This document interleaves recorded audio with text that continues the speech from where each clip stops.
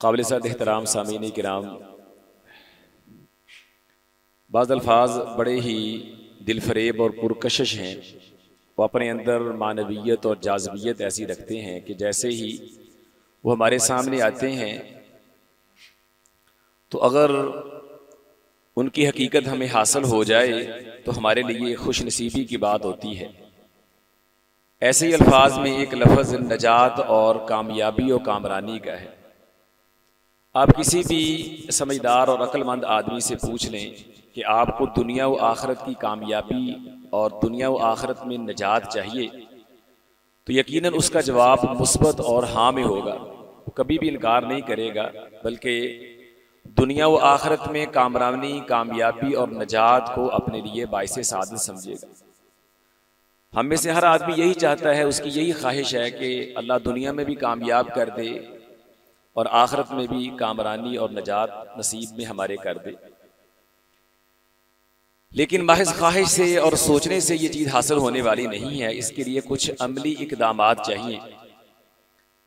और नबी करीम सल्लल्लाहु अलैहि वसल्लम ने कामयाबी और कामरानी और नजात का एक बड़ा जामे और मुख्तसर नुस्खा अपनी उम्मत को अता किया, जो सिर्फ 3 बातों पे, 3 नुकात पे मुश्तमिल है। अगर हम वो समझ लें और उस पर अमल पैरा हो जाएं तो दुनिया व आखिरत में हमारी कामयाबी और कामरानी यकीनी हो जाएगी। सैयदना उक़बा बिन आमिर रज़ी अल्लाहु अन्हु ने नबी करीम सल्लल्लाहु अलैहि वसल्लम से अर्ज़ की, या रसूल अल्लाह, मन नजा, नजात कैसे मुमकिन है, कामयाबी कैसे हासिल होगी? तो नबी करीम सल्लल्लाहु अलैहि वसल्लम ने 3 बातें इरशाद फरमाई। आपने पहली बात, कामयाबी का पहला नुस्खा ये बयान फरमाया कि उक़बा बिन आमिर, अमली का अलई का लिसान, अपनी जुबान पे कंट्रोल और काबू रखो। जुबान का इस्तेमाल दुरुस्त कर लो, मुस्बत कर लो, जायज इस्तेमाल हो, नाजायज ना हो। जहां जरूरत है वहां अपनी जुबान को हरकत दी जाए, लब कुशाई की जाए। जहां जरूरत नहीं है, बेजा, बेमकसद और फजूल जुबान को हरकत ना दी जाए। जब तुम्हारा अपनी जुबान पे कंट्रोल और काबू होगा, जुबान तुम्हारे कंट्रोल में होगी, ये शुतर पे मुहार नहीं होगी, ये बामकसद गुफ्तगू करेगी, जायज जगह पे हरकत में आएगी, तो फिर यकीनन तुम्हारे लिए कामयाबी का रास्ता उस्तवार हो जाएगा। दुनिया के अंदर जितनी भी हमारे लिए परेशानी और मुसीबतें हैं, अगर हम उनके नतीजे पे गौर करें तो उसमें बुनियादी और मरकजी किरदार हमारी जुबान का। जुबान का गलत इस्तेमाल जो है वो इंसान को फसादात की तरफ, मुश्किलात की तरफ, मसाइब और बलाओं की तरफ ले जाता है। और आम तौर पे हम किसी आदमी की शख्सियत का जब अंदाजा करते हैं ना, तो हम जाहिर को देखते हैं। एक आदमी बड़ा खुश लिबास हो, कद्दो कामत में अच्छा हो और बड़ा दीदा जेब नजर आ रहा हो ना, तो हम ये एक अंदाजा कर लेते हैं कि आदमी बहुत बड़ा है, वो इल्मी शख्सियत है, बड़ा पढ़ा लिखा है, बड़ा नफीस आदमी है। लेकिन जैसे ही वो गुफ्तगू करेगा, उसकी गुफ्तगू से फिर आपको अंदाजा होगा कि इस आदमी के अंदर कितना कमाल है, ये कितना बाकमाल आदमी है। बाज़ औक़ात एक आदमी को आपने उसके जाहिर को देख करके अपने ज़हन के अंदर उसकी अजमत का एक मीनार बना लिया होता है, लेकिन जब वो गुफ्तगू करता है तो वो ऐसी गुफ्तगू करता है कि उसकी अजमत का मीनार चंद सेकंड के अंदर जमीन बोस हो जाती है। बहुत सारी मिसालें ऐसी। हजरत इमाम अबू हनीफा रहमतुल्लाह अलैह के वाले से मुझे एक लतीफ़ा भी याद आया कि वो अपनी मजलिस में दरस दे रहे थे, उनके घुटने में काफी तकलीफ थी। इसी अंदाज में, इसी हालत में वो दरस इरशाद फरमा रहे थे कि एक ऐसे ही बड़ा वजी सा आदमी उनकी मजलिस में दाखिल हुआ। तो इमाम साहब ने जाहिर को देखते हुए समझा कि शायद ये कोई बड़ी इल्मी शख्सियत है, कोई पढ़ा लिखा आदमी है, कोई बहुत बड़े आलिम है, कोई नामी गिरामी आदमी है। चुनाचे उन्होंने उसके एहतराम में तकलीफ बर्दाश्त करते हुए अपने घुटने को समेट लिया, अपनी टांग को समेट लिया ताकि बेअदबी ना हो। इस तरह उन्होंने अपने दरसो तदरीस को जारी रखा। जब मुनासिब वक्त में उन्होंने अपने दरस को खत्म किया तो उसके बाद सवाल जवाब का सिलसिला शुरू हुआ। उनके कई शागिर्दों ने सवाल किए और उसके बाद वो जो वजी आदमी था, बड़ा खूबसूरत आदमी था, अपने जाहिर से पढ़ा लिखा लग रहा था, उसने भी हजरत इमाम से सवाल किया और कहने लगा कि इमाम साहब ये बताएं कि मगरिब की नमाज का वक्त कब होता है। तो इमाम साहब फरमाने लगे कि भाई मगरिब की नमाज का वक्त तो सबको पता है, जब सूरज गुरूब हो जाए तो मगरिब की नमाज का वक्त शुरू हो जाता है। अब वो आगे से कहता है अच्छा अगर कोई इशा तक सूरज गुरूब ना हो तो तब बंदा क्या करे? कहता है इशा तक अगर सूरज गुरूब ना हो तो फिर बंदा क्या करे? तो इमाम साहब रहमतुल्लाह कहने लगे बस ये ऐसे ही है। तो फरमाने लगे अब अबू हनीफा के टांगे खोलने का वक्त आ गया। तो उन्होंने यानी कि ना वो जो तकलीफ बर्दाश्त की थी उसके जाहिर को देखते हुए तो इमाम साहब ने अपनी टांग फैला ली। फरमाने लगे ये तो ऐसे कोई बेवकूफ सा है। तो इमाम साहब ने आगे उनकी बात का जवाब देना मुनासिब नहीं समझा। अब बात ये थी कि जिस तरह आम तौर पे 80-90% हम एक आदमी के जाहिर को देख करके उसकी शख्सियत का अंदाजा लगाते हैं, उससे मरूब हो जाते हैं। हम अपने तौर पे समझते को बड़ा आदमी है, लेकिन जैसे ही वो गुफ्तगू करता है तो हमें तब अंदाजा होता है कि ये आदमी कैसा है।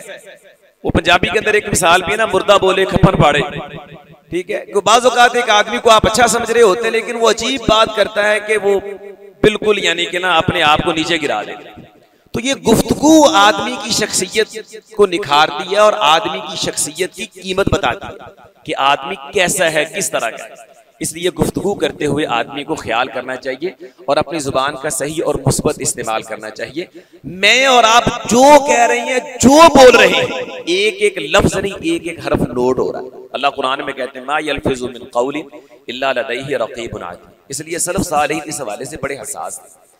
हजरत इमाम अहमद रहमतुल्लाह अलैह जिस तरह बच्चों से लाड़ प्यार करते हैं ना, तो लाड़ प्यार के अंदर लायानी और बेमकसद फजूल की कई बातें कर जाते हैं। हजरत इमाम अहमद रहमतुल्लाह अलैह बच्चों से लाड़ प्यार करते हुए भी अपनी जुबान का बड़ा एहतियात से इस्तेमाल किया करते थे कि ये बातें भी फरिश्ता लिख रहा है। हत्ता कि एक दफा वो अपने आखिरी अय्याम में थे, मरजुल मौत में है, बड़ी सख्त तकलीफ में है। तो गालिबन उनके एक उस्ताद उनसे मुलाकात के लिए आए। तो आपको पता है जब आदमी आखिरी वक्त में है, शदीद तकलीफ में है, तो ऐसे वक्त के अंदर कराहना, ठीक है, आहोजारी करना एक फितरी सी बात है। तो इमाम अहमद रहमतुल्लाह अलैह ने अपने आप पे ज़ब्त किया था, हल्की फुल्की आवाज थी। तो उनके उस्ताद उनके पास आकर के कहने लगे या अहमद यक्तुबुल मलकु कुल्ल शैइन हत्तल अनीन। ये अल्लाह ताला ने आपके दाएं बाएं जो किरामन कातिबीन बिठाए हुए हैं, रखे हैं, ये हर बात लिखते हैं, हत्ता कि आपकी आहोजारी और कराहना भी लिखते हैं। इमाम अहमद रहमतुल्लाह अलैह इस नसीहत पे चौकस हो गए और उनके बारे में आता है कि फलम याइन हत्ता माता, तो वफात तक इमाम अहमद रहमतुल्लाह अलैह ने आहोजारी नहीं की। अगर उनको कोई टीस आई है, दर्द हुआ है, तो उनकी जुबान से कराहने के अल्फाज नहीं निकले, वो कराहे नहीं। यानी इस कदर अपनी जुबान की हिफाजत और जुबान पे कंट्रोल था। तो सलफ सालीन का ये एहतमाम था। तो ये निजात के लिए जरूरी है। तो पहला नुस्खा नबी करीम सल्लल्लाहु अलैहि वसल्लम ने ये बयान फरमाया अमरिका अलैका लिसान। और दूसरी बात ये बयान फरमाई कि वल यसा का बैतुक, तुम्हारा का तुम्हारे लिए कुशादा और वसी हो जाना चाहिए। यानी अगर जरूरत है तो बाहर निकले, अगर जरूरत नहीं है फजूल बेमकसद घर से बाहर निकलना, गली मोहल्लों में बाजारों में घूमना, मजारस में बैठ जाना, ये बहुत सारा बिगाड़ इंसान के अंदर इसी वजह से आता है। कई मुसीबतें आफात इसीलिए आती हैं कि आप बेमकसद किसी के पास बैठे हैं, वहां वो अजीब सी बात आपने सुन ली है, ठीक है, किसी जगह पे कोई फसादात हो रहे हैं, आप उसके अंदर शामिल हो गए हैं, ठीक है, या आपको बुरे दोस्तों की सोहबत मुयस्सर आ गई है, आपके अंदर बिगाड़ आ गया। तो बहुत सा बिगाड़ आदमी के अंदर बाहर से आता है। तो अगर आदमी जरूरत के तहत बाहर निकले और जरूरत खत्म हो गई है तो ज्यादा वक्त अपने घर के अंदर गुजारे, तो बहुत सारे मसाइब से, आफात और बिगाड़ से बच जाता है। इसलिए नबी करीम सल्लल्लाहु अलैहि वसल्लम ने निजात का दूसरा गुर ये बताया है कि आपका घर आपके लिए कुशादा होना चाहिए। आपका ज्यादा वक्त घर में गुजरे, जो जरूरत से जायद वक्त है, जहां अब आपको बाहर की जरूरत नहीं है, तो आप अपना वक्त घर के अंदर गुजारे। बाहर रहेंगे तो कई एक लोगों से मुलाकात, मजलिस, दोस्ती, और फिर बुरे दोस्त मुयस्सर आ जाएंगे और वो आपको यानी कि ना गलत रास्ते की तरफ डाल देंगे और फिर आदमी पछताएगा। यौम यअज़्ज़ु ज़ालिमु अला यदैहि यक़ूलु या लैतनी इत्तख़ज़्तु मअर रसूलि सबीला। अल्लाह फरमाते हैं क़यामत के दिन बंदा अपने हाथों से, अपने दांतों से अपने हाथों को काटेगा और कहेगा या लैतनी लम अत्तख़िज़ फुलानन ख़लीला, हाय काश फलां से मेरी दोस्ती ना हुई। अब तो दोस्ती का दायरा ही बड़ा वसी हो गया। अब तो घर के अंदर यानी कि ना वो अमेरिका और यूरोप तक हमारी दोस्ती हो रही है। तो इसलिए घर में भी एहतियात से रहना और घर से बाहर बिलखुसूस एहतियात से रहना। तो ये कामयाबी का दूसरा नुस्खा नबी करीम सल्लल्लाहु अलैहि वसल्लम ने बयान किया। और तीसरा और आखिरी नुस्खा आपने ये बयान किया है, फरमाया कि वब के आला खतियत, गुनाह हो जाना कोई बड़ी बात नहीं है। कुल्लु बनी आदम खत्ता व खैरुल खत्ताइन अत-तव्वाबून। अल्लाह के नबी ने फरमाया गुनाह तो आदमी की शरीयत और फितरत के अंदर है, गुनाह हो जाएगा। गुनाह हो जाना बड़ी बात नहीं, लेकिन गुनाह पे इसरार बड़ी बात है। गुनाह हो जाए फिर उसके ऊपर आपको नदामत और शर्मिंदगी हो, और उसके बाद अगर आपकी आंखों में कुछ आंसू आ जाए तो ये बहुत बड़ी नेमत है, बहुत बड़ी सआदत है। और आपको अंदाजा नहीं है कि आंखों से अगर नदामत और शर्मिंदगी की वजह से एक कतरा निकल आए, ये कितना ताकतवर कतरा है कि ये एक कतरा, एक आंसू पूरी जिंदगी के गुनाहों को धोने के लिए काफी। नदामत और शर्मिंदगी का एक आंसू। ठीक है, नबी करीम सल्लल्लाहु अलैहि वसल्लम ने फरमाया कि 7 किस्म के आदमी जिनको अल्लाह ताला पर अर्श का साया अता फरमाएगा, उनके अंदर एक खुश नसीब वो भी है, ज़करल्लाह खालियन फफाज़त ऐना, तन्हाई में बैठा है, ऐसे ही उसको अपने गुनाह याद आ गया, अल्लाह का डर और खौफ आ गया कि मैं नकम्मा अल्लाह की कितनी नाफरमानी करता हूं, कितने पाप और गुनाह मैंने इकट्ठे कर लिए, अगर अल्लाह के दरबार में बात पुरस होगी तो क्या मुंह दिखाऊंगा अल्लाह। बस ये सोच करके उसकी आंखों से एक आंसू का कतरा आ गया, आंखें उसकी बह पड़ी हैं, और अल्लाह ने न सिर्फ माफ कर दिया बल्कि उनको टॉप क्लास लोगों में शामिल कर दिया। सबातुन युज़िल्लुहुमुल्लाहु फी ज़िल्लिही यौमा ला ज़िल्ला इल्ला ज़िल्लुहु। ठीक है, तो ये आंखों से बहने वाला आंसू इतना कीमती, इसलिए सलफ सालेहीन रहमहुमुल्लाह बहुत ज्यादा अपनी गलतियों पर रोया करते थे, उनको याद किया करते। हजरत साबित बुनानी रहमतुल्लाह अलैह ताबईन में से हैं, तो वो अपनी गुनाहों को याद करके रोया करते थे, हत्ता कि रो रो के बाज़ औक़ात उनकी आंखें दुखने लगे, दर्द रहता था आंखों के अंदर। एक दफा की तबीब और डॉक्टर के पास चले गए, तो उसने इलाज किया, उसने कहा जी आप ना, पता चला है कि आप रोते बहुत हैं, तो अगर आप रोना छोड़ दें, आंसू बहाना छोड़ दें तो आपकी आंखें दुरुस्त हो सकती। उन्होंने आगे से बड़ा खूबसूरत जवाब दिया, फरमाने लगे कि फमा खैरुहुमा इज़ा लम यबकिया, अगर आंखों में रोना नहीं है तो फिर आंखों का फायदा क्या है। अगर ये आंखें अल्लाह के डर से, अल्लाह के खौफ से आंसू ना बहाएं तो फिर इन आंखों के अंदर कोई खैर और भलाई नहीं। ठीक है, ये थे हमारे सलफ सालीहीन रहमहुमुल्लाह। तो ये नजात के नबी करीम सल्लल्लाहु अलैहि वसल्लम ने 3 गुर बताए, बहुत आसान से, अगर हम संजीदगी से इन पे गौर करें तो बआसानी इन पे अमल पैरा होकर के हम दुनिया व आखिरत में अपनी निजात को यकीनी बना सकते हैं। अल्लाह ताला हमें इनको समझने और इन पे अमल की तौफीक अता फरमाए।